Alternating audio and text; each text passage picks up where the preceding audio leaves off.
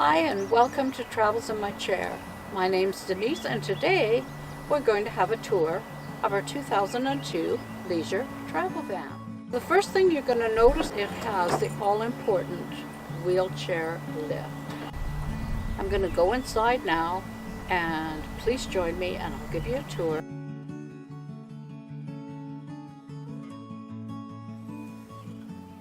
When we bought our vehicle, we had been searching for probably 3 years. We didn't really know what we wanted. We'd never owned a recreational vehicle before. But we knew that with me in a wheelchair that we needed something that was safe. This is a 2002 Leisure Travel Van, wide body. The thing about this Leisure Travel Van is it was designed for someone in a wheelchair, so it has everything that you need to make your life comfortable when you have mobility challenges. And I have to say it's a rare breed. It was the last year that they made the vehicle on a Dodge chassis, so it's a Dodge 3500 with a 5.9 liter V8. Leisure Travel Van is actually a Class B motorhome. It's just 20 feet long, so on the ferry it doesn't have to pay extra length or over height, so it travels as a car.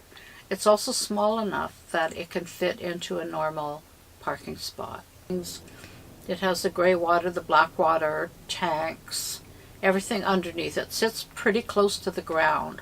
Last year we spent $10,000 because of the water tank and the gray water and the black water. Everything was beginning to get a little bit rusty underneath. What I did was we got the mechanic to put it up on the hoist and make sure that the frame wasn't rusting out, because otherwise it wouldn't have been worth putting the money in. One of the problems sometimes I feel that White Lightning, so named by our grandson, it holds us hostage because I can't find a replacement for it.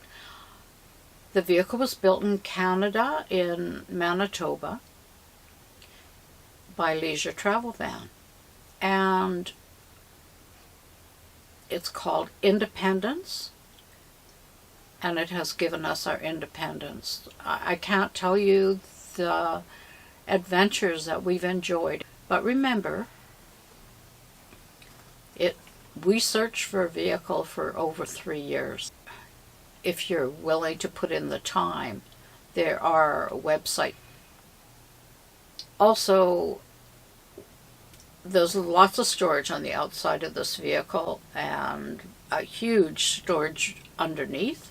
I'll stay by your side when storms are raging. I will hold you close tonight, and I won't let go until the morning light. It was designed for a couple in Alberta. Well, not designed, I guess built. Note the old school TV and the DVD player. We've never bothered replacing it. To the left is the rear air shocks. That was an option. This vehicle was $92,000 plus taxes when it was new. The upgrades were the rear air shocks, the flex steel leather seats. The front seats turn so that you have lots of space. Alan, my husband, usually when we're camping, he'll turn this front seat around. The driver's seat is power, and of course the vehicle has air, CD, cruise tilt, power windows, power locks. The nicest thing too is that the side doors are power. Up above, you'll see that it has a built-in coffee maker. It has a fan. We also have a fire extinguisher and a carbon monoxide monitor, microwave, lots of storage. Note this bathroom sink. Now we're into the kitchen, where we have storage above. We have a 2-burner propane stove and a 3-way Domtech fridge with freezer, storage down below, a drawer, a sink. We replaced the counter this year because it was beginning to get a little grungy. Storage.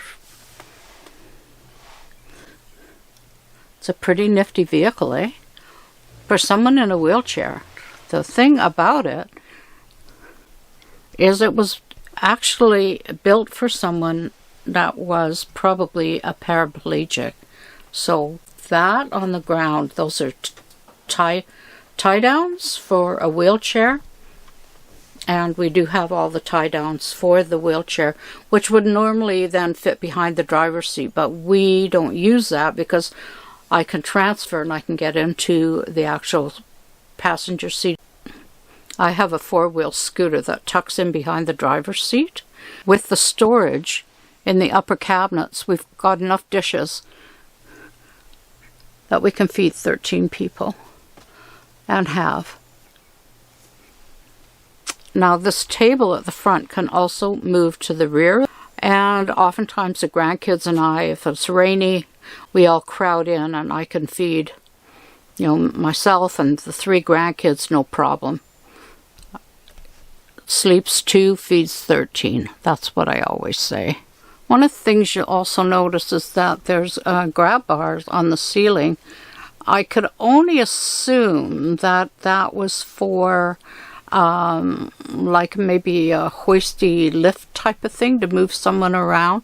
There's also one at the back.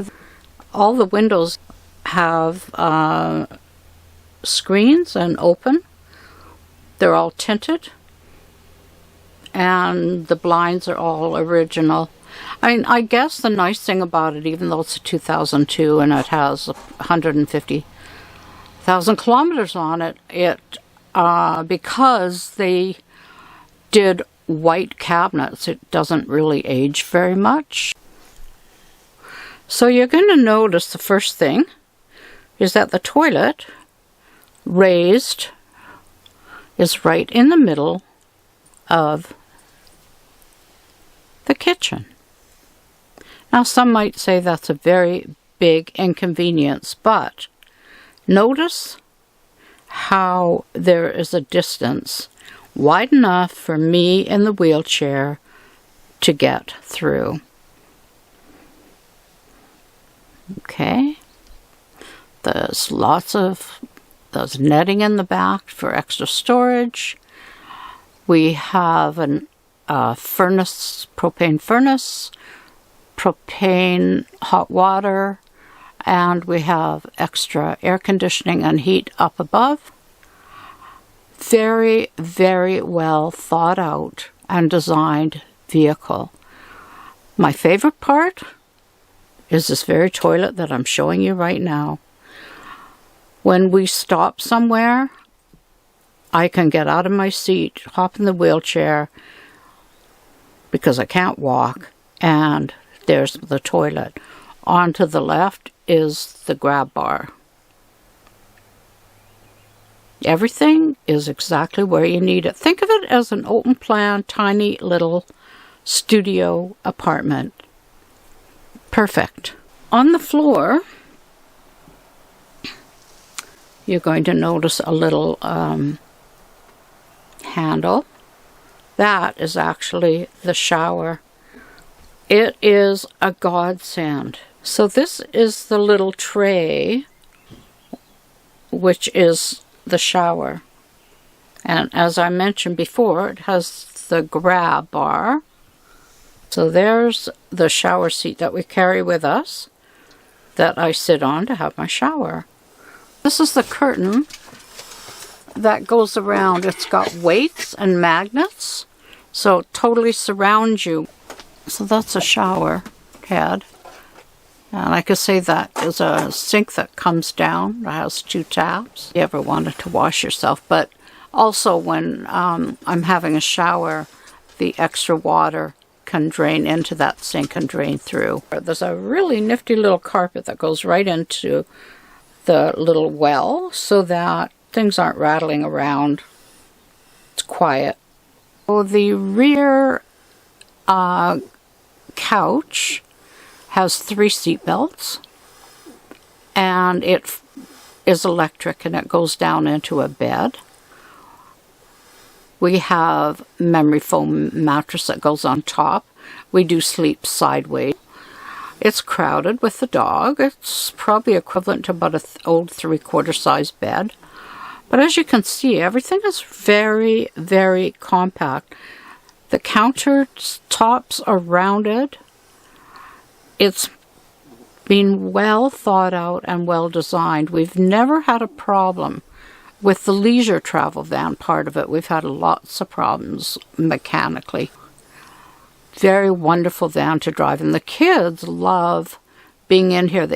When I've got the bed all made up, and frankly when we're traveling we usually have the bed made, they think it's like a tree house. So that's the position of the bed when it's down. There's also a little storage container, stool.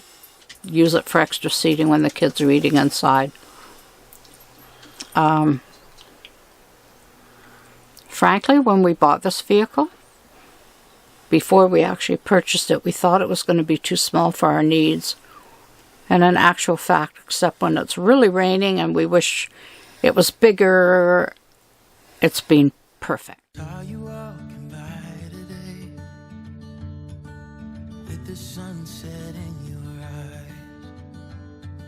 I couldn't find the strength to say what was running through my mind. You couldn't help but notice me staring with that awkward smile from the other side of Thompson Street. I felt love for a little while. Thank you for joining me for the tour of White Lightning today. It's going to be so much fun to go camping again. I really didn't actually think that it was going to happen this year. You know, the provincial campgrounds and state campgrounds too, you've got lots of space so that you can pretty much self-isolate.